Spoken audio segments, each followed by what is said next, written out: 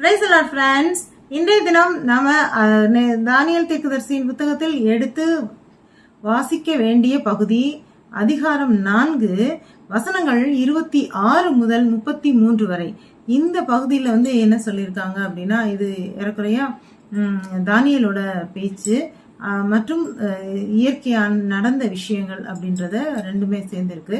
இங்க தானியேல் முதலே சொல்லிட்டாரு, நீங்க இந்த கனவு உங்களை சம்பந்தப்பட்டது தான். நீங்க உங்களுடைய இந்த மரம் போல நீங்க நல்லா தெளிச்சு சந்தோஷமா இருக்கீங்க. இந்த நேரம் ஒரு தேவதூதன் அந்த மரத்தை இது பண்ணிட்டு, ஏன்னா அவங்களுடைய தாழ்மை அடிமரம் வரைக்கும் வெட்டிட்டாரு. ஆனாலும் அங்க கீழே ஒரு வேர் விடப்பட்டது. அது நீங்க தாழ்மை இல்லை, உங்களுடைய தாழ்மை தேவனே தனக்கு உகந்தவனை உயர்த்தவும் முகந்தவனை வேண்டாதவனை தள்ளிவிடவும் கூடியவர் அப்படின்றத நீ புரிஞ்சுக்கிட்டா திரும்ப உங்களுக்கு இந்த மாதிரி நல்ல வாழ்க்கை கிடைக்கலாம்.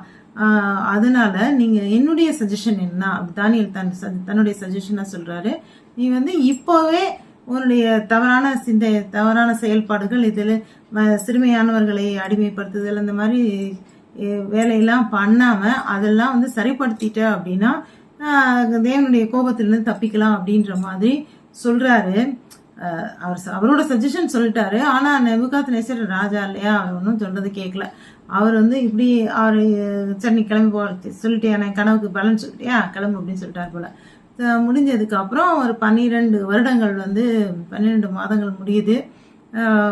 முடிஞ்சு கொஞ்ச நாள் கழிச்சு நேபுகாத்நேசர் அவருடைய அரண்மனையில பால்கனில எட்டி பார்க்குறாரு.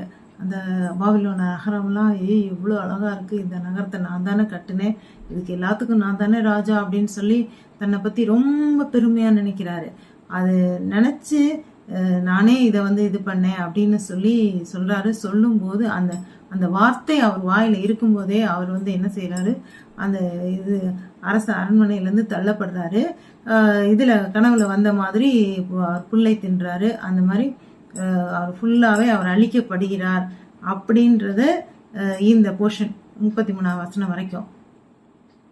மேலும் அடுத்து என்ன நடக்குது அப்படின்றத தொடர்ந்து நாட்களில் பார்ப்போம். அல்லேலூயா.